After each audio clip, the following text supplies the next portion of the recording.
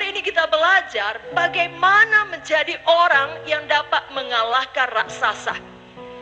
Kita tahu semua kisah Daud melawan raksasa namanya Goliat. Nah, kita juga memiliki raksasa-raksasa di dalam kehidupan kita. Beberapa di antaranya mungkin tadi datang masih memiliki raksasa ketakutan atau kekurangan, penyakit, kesedihan, keputusasaan, ataupun kegagalan, kemiskinan, atau mungkin raksasa yang berupa orang-orang di atas kita yang menekan kita dalam pekerjaan kita, sehingga karir kita tidak bisa naik. Apapun raksasa dalam kehidupan kita, di dalam nama Yesus kita dapat mengalahkannya. Siapa yang percaya dia dapat mengalahkan raksasa apapun? Siapa percaya dia dapat mengalahkan Goliat?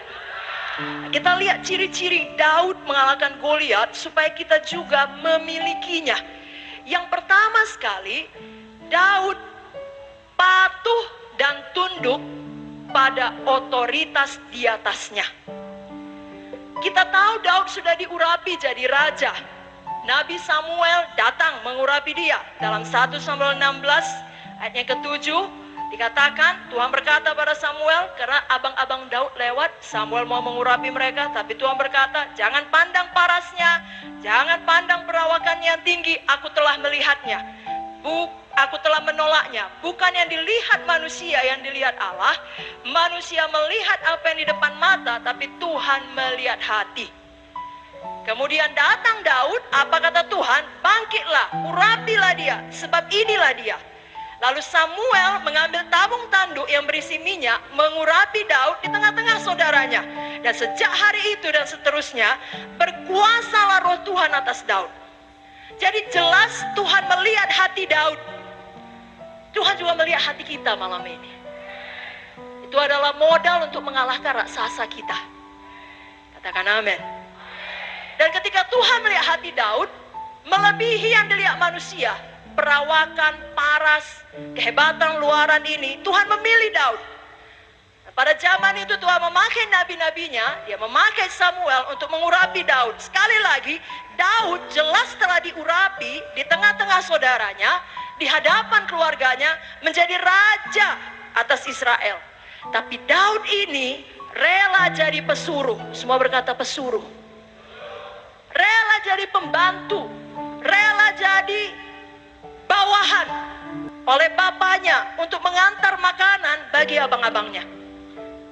Daud mengerti untuk patuh.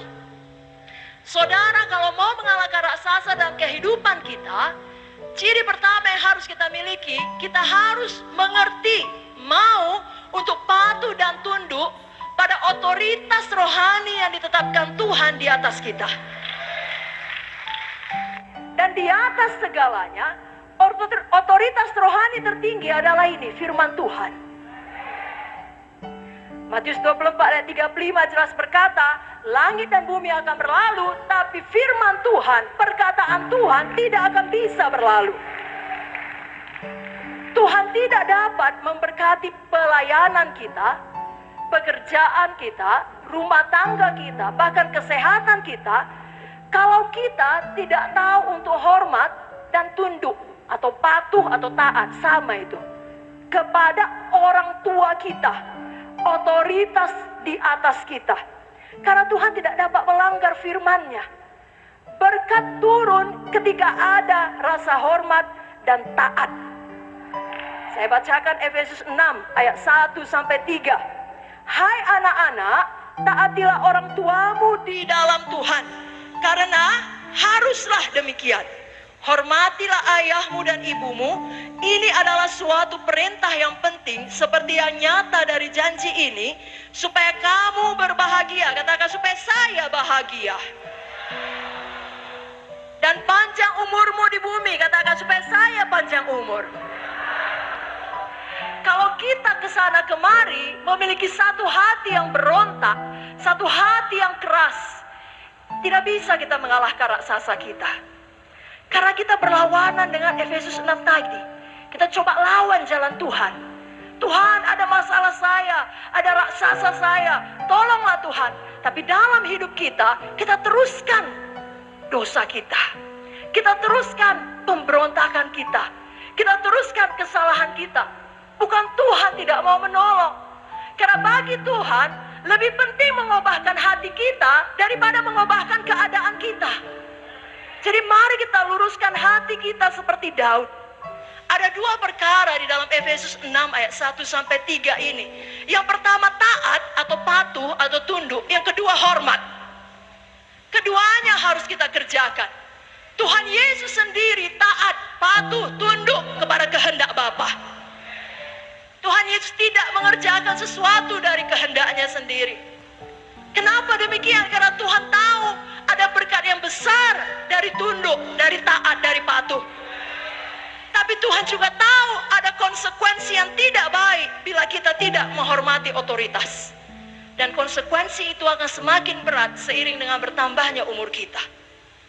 Tuhan tidak mengatakan kita menyetujui semuanya, tapi harus hormat. Ada amin? Kalau ada kita di sini tidak mau dinasehati oleh pemimpin kita, itu juga tidak hormat. Bahkan itu tidak patuh. Dan kita harus bertobat.